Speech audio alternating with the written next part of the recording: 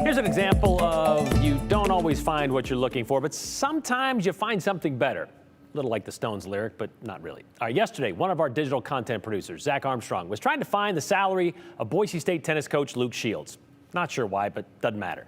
But Zach went searching on the Transparent Idaho website because that's where you can find out how much state employees are paid. And when he made it to the page listing the state's highest paid employees, guess who was sitting at the top? Okay, so usually in most states with public universities, that position would be held by the head football coach.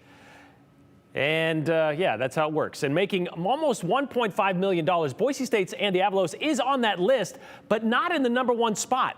And you can imagine our shock and dismay when we saw the name Whitney Esquena Bolt. Whitney Esquena Bolt, just above Coach Avalos' name, making $4.1 million a year.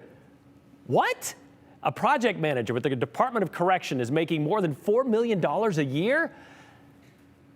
Well, no, because the shock of that revelation led to more than a few spit takes and turned over chairs in the newsroom, and we reached out to the state controller's office to find out what exactly Miss Esquena Bolt does to earn that kind of cash. We were immediately told by Brandon Wolf, yeah, that's a typo.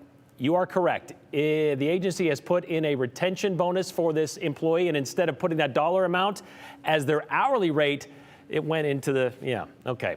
It has since been corrected and will be fixed in Transparent Idaho when the next payroll runs. It would have been fun to say that she was helping coach football and Adam Sandler against the guards, but that isn't the case, said Brandon Wolf, which is a nice longest yard reference. So we had to know what Whitney thought about this. We wanted to know what it was like to make more money than 4 Andy Avaloses, but she wasn't comfortable going on camera to talk about it. She said she had no idea she's the highest paid employee until we reached out to her, well, I guess that is until the next pay period, but she told us it's pretty funny. It's hysterical. She can also assure the taxpayers of Idaho, despite working for the department for 19 years, she's not being paid $2,000 per hour. She does believe, though, if anyone deserves that kind of cash, it's those who work in the prisons and the district offices. Oh, that's very nice. Okay, so Bronco head football coach Andy Avalos, still the highest paid employee in the state of Idaho at $1.4 million. And Boise State's tennis coach, that'd be Luke Shields, he makes a bit less at $38.47 an hour, or $80,000 a year.